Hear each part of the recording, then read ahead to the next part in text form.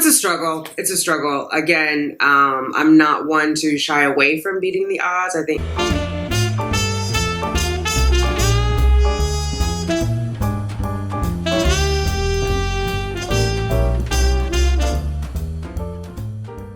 I see the crystal raindrop.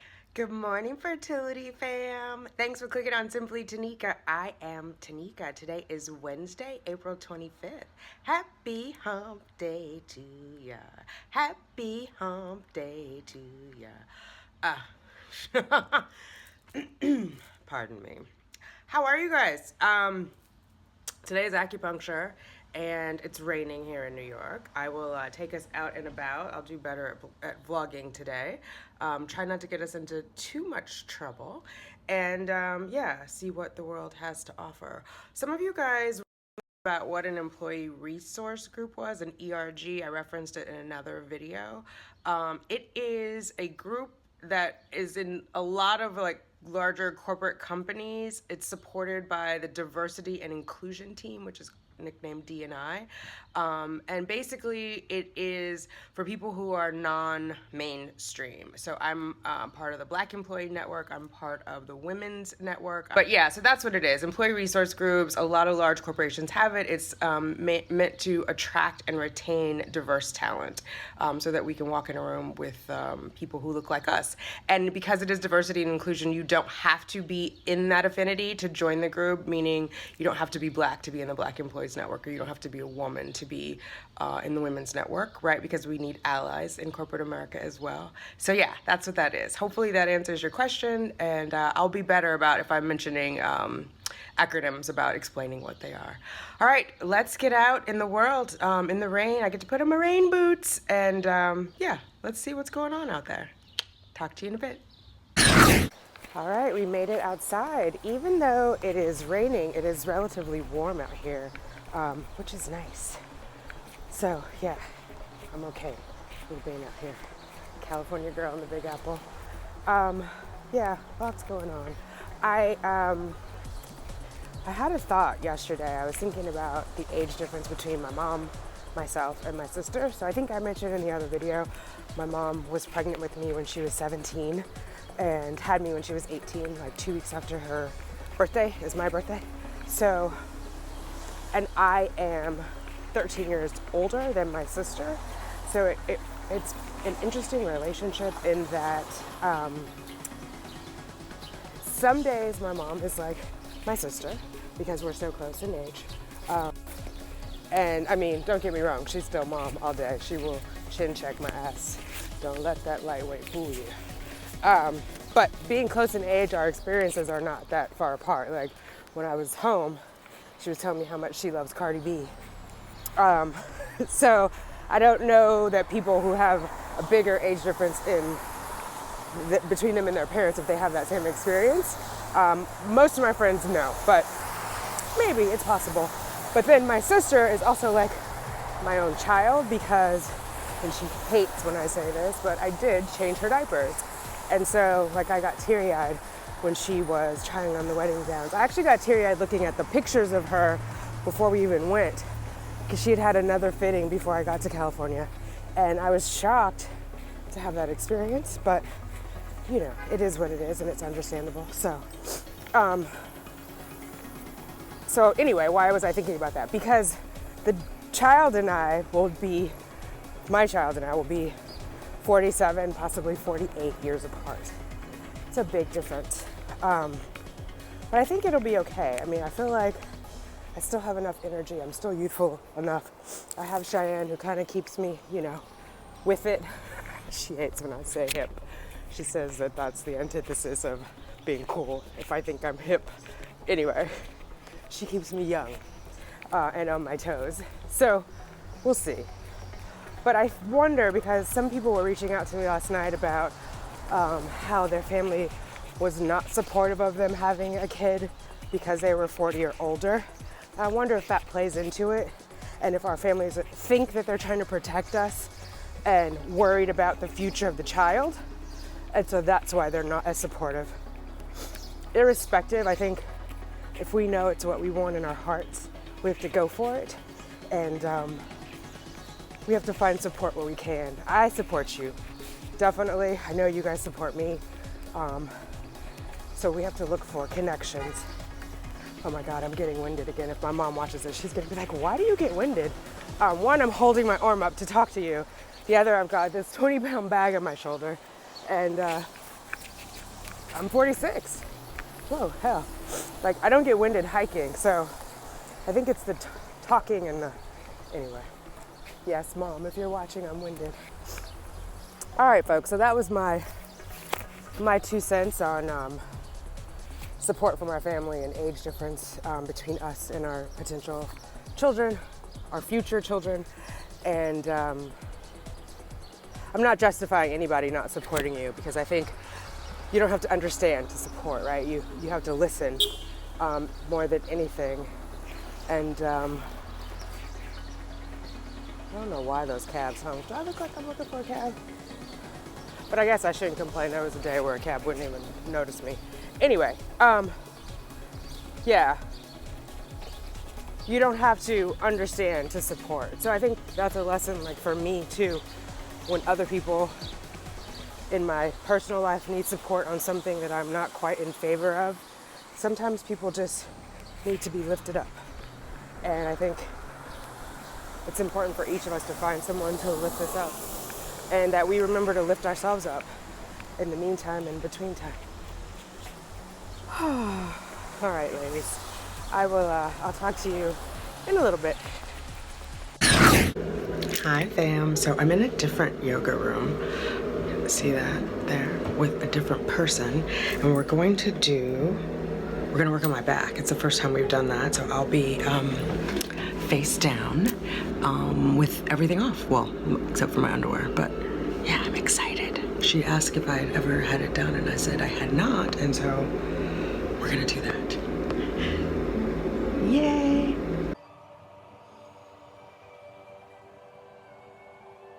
Alright, so I'm all done with the face down acupuncture. It was pretty cool. There were a lot of needles, more than I thought. Usually when I go face up, there's maybe like 4 on my abdomen, a couple on my head, arms, like the wrist area, and the ankles. I don't know, maybe 9 were in my back. So I'm a little congested because my face was in that thingy. But I do feel more relaxed. So we'll see. We'll see how I sleep tonight.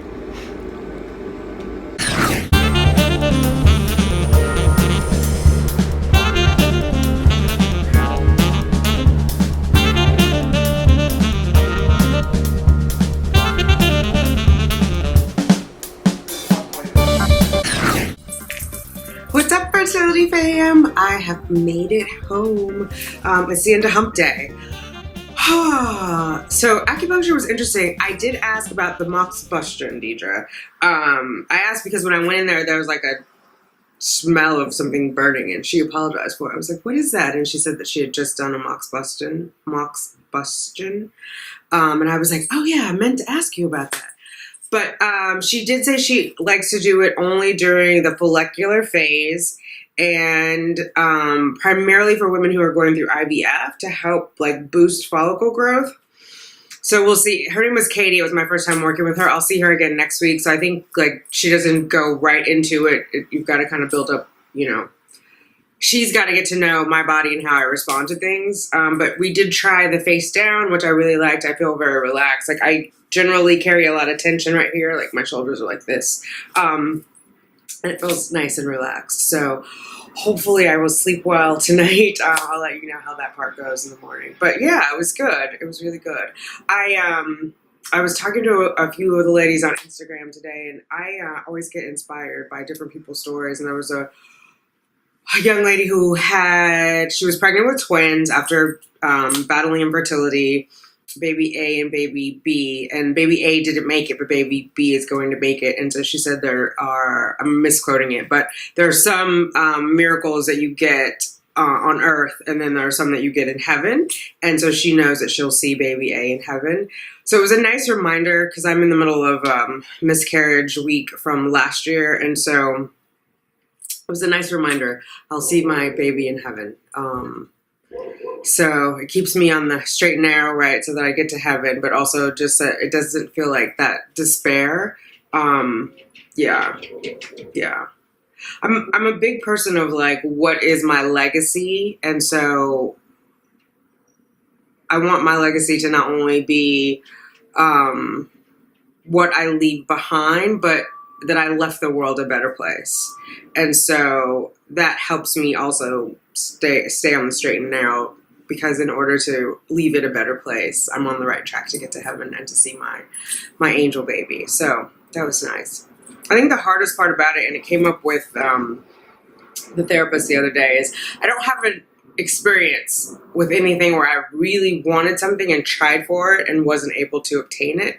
And so it's a little frustrating and humbling to be experiencing that, right? Like, in many ways, I've gone against the odds and I beat the odds. Like, I was raised by a teenage mother, and I had a child out of wedlock, and I moved away from home. At first, I moved to Los Angeles, and then I moved to New York, and I've been, arguably successful in both places.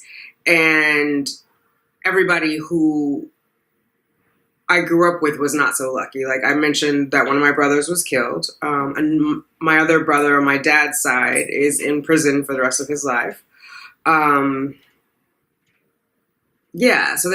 my life could have gone many different ways, and it didn't, and I stayed on the straight and narrow.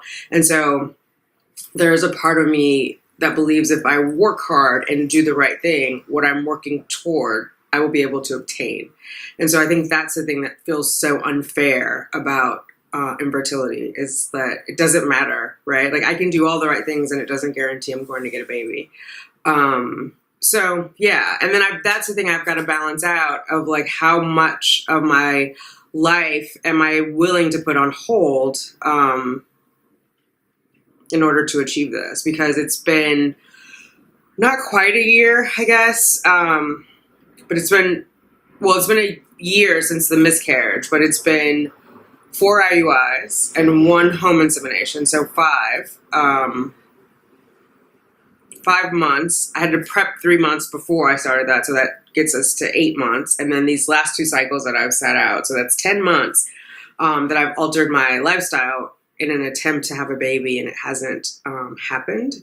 And I know there are people who've gone many years, so I don't want to diminish that. I don't want to diminish that, but I'm saying from my experience. So like this last weekend, because I knew this cycle was really bust anyway, like I went to see my mom for her birthday and to see my sister try on wedding dresses and get my bridesmaid's dress. But if it had been an active cycle, I would have had to stay home, because that was right before ovulation, right? Today is cycle day 14 for me. And so I would have had to have like, Monday, Tuesday, whatever, been prepping and gone in for my mid-cycle scan and all of that stuff. So I wouldn't have been able to leave California, or leave for California. And, so like, how many more times am I going to be able to do that? Or how many more times am I willing to do that as my odds keep diminishing? So it's a struggle. It's a struggle. Again, I'm not one to shy away from beating the odds. I think my life path demonstrates that. But I've got to figure that out. And so I think that helps with figuring out, okay, we'll try this through 2018. And I was talking about it on the channel today, because like Lily G has given herself until 2018. And she said that it's good for her, because then she has an end date and she is going to do everything she can within that time. And that's how I feel as well. Like, let's do everything I can within that amount of time and then figure out what's what. But just for my own peace of mind, so I know that oh, excuse me. Sorry, guys. Just for my own peace of mind, so that I know this is a finite amount of time, because otherwise it does get overwhelming of like, it goes on and on and on. And I will be 47 in 2 weeks, so it can't go on and on and on. And where I'm currently working, it does cover donor egg until I'm 50. So I could take a break for 6 months and then decide, you know what, I want to try it and I'll do it with donor eggs. So there's flexibility there.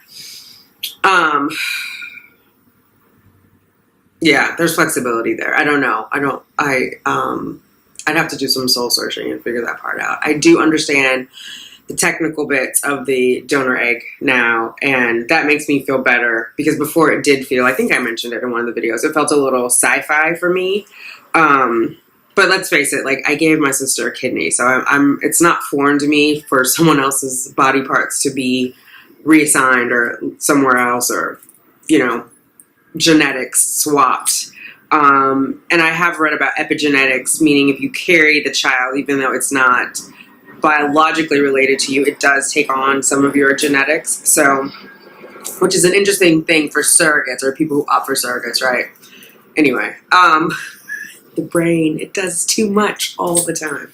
But yeah, so there is a chance that the child will take on like some of my characteristics if I do opt to do a donor egg. But we're not there yet. We're going to give it all we got in 2018, right?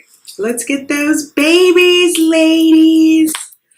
All right. So, yeah, thanks for tuning in. Let me know how you cope with the timeline and shifting your life around the timeline of your TTC efforts. Like, everything you plan, is it around like ovulation, beginning of the cycle?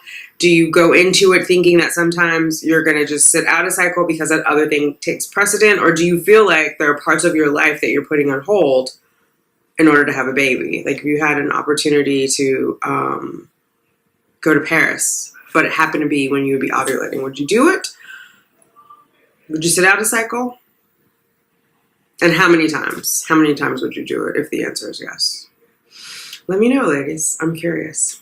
All right, I will talk to you later. I hope you're well. If you like this video, please remember to give it a thumbs up. Please remember to share it with anybody who might find it useful. And as always, let me know down below, how much of your life are you willing to put on hold for your TTC efforts? Or how much have you already put on hold? All right, ladies. Mwah. Baby dust to you all. I see the crystal raindrops fall, and the beauty of it all is when the sun comes shining through to make those rainbows in my mind